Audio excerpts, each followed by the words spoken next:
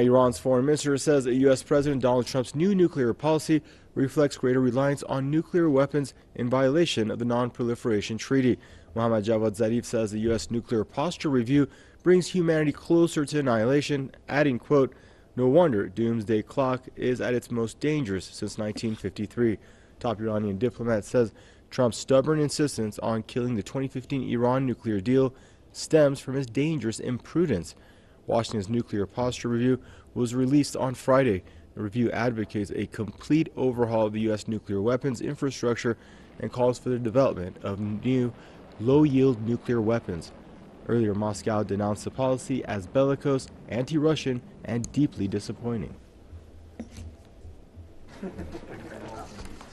The United States Department of Defense has published a review of the country's nuclear arsenal and the policies governing it.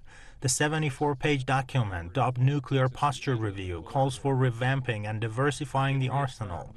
It suggests developing new low-yield atomic bombs mainly to counter Russia. Expanding flexible U.S. nuclear options now to include low-yield options is important for the reservation of credible deterrence against regional aggression.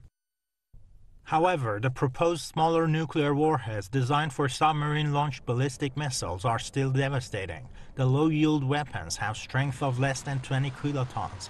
That's about the same explosive power as the atomic bomb dropped on Hiroshima, killing tens of thousands of people in 1945. The Pentagon's policy review has already raised concerns among non-proliferation experts and arms control groups. This is the most dangerous document the world has. It lowers the threshold. It increases the perception with nuclear commanders that they can get away with starting, fighting, and ending a nuclear war without being hurt themselves. It's feared that the new policy will make a nuclear war more likely by blurring the distinction between nuclear and non-nuclear military planning. With this strategy of using nuclear weapons, it's not deterrence anymore, it's a conventionalization. It is to make nuclear weapons operate or seem like nasty conventional weapons. There should be a sharp line between conventional weapons and nuclear weapons. The Union of Concerned Scientists, the international campaign to abolish nuclear weapons, the Arms Control Association, among other groups, are critical of the new policy. They say NPR shows Washington's greater willingness to use nukes first, warning it could bolster a new kind of arms race. The review seeks to portray a situation wherein the United States, faced with threats from Russia, China, and North Korea, has no option but to move toward an increased number of tactical nukes for deterrence. However, with Donald Trump administration's enthusiasm for nuclear weapons, as revealed in the review, the United States seems to be posing the biggest nuclear threat to the world.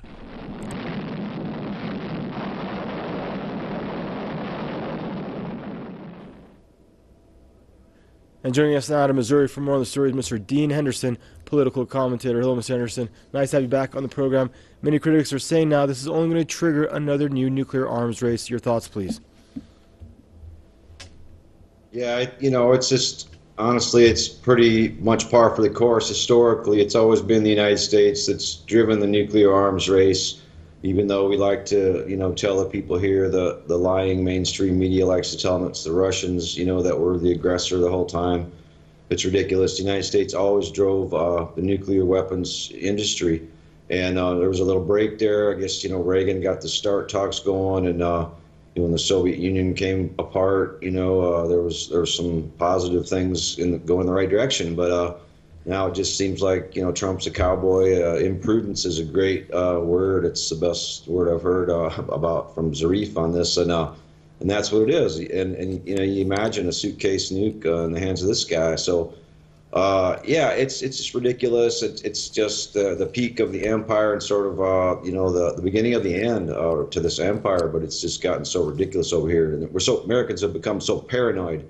I think it's surprising, they like to paint people like me, who write books about conspiracies that actually exist as paranoid. But in fact, the United States population and the mainstream media is so paranoid about Iran, about North Korea, about all these countries that have never intervened in anyone's affairs. And yet it's the United States, the colonial power, at least for the last 100 years, that has just dominated and just built as many nukes as it wanted, tested them as much as it wants, and they're the obvious aggressor. So hopefully Trump's administration lays bare to the rest of the world just what the United States actually has become.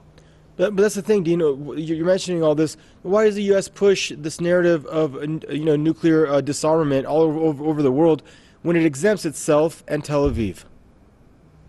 Yeah, it's just newspeak, Daniel. It's just Orwellian, and that's where we're at over here. We keep telling people we want peace, and we're the good guys, and we have the democracy, and then we see Bernie Sanders totally cheated in the election, in the primary, and we see all this voter fraud, and we see that we're not into peace at all, and we see that even in the aid department, where are we in helping the Rohingyas or anybody right now that needs help, now cutting off the Palestinians. So it's basically, like I say, it's this hegemony, it's out in the open now, and maybe at least the Palestinians, other people in the world can see that, okay, this is what the United States really is about. It's kind of a fascist colonial dictatorship that, lies to us perpetually with their media. Thank you there, Mr. Dean Henderson, political commentator, joining us out of Missouri.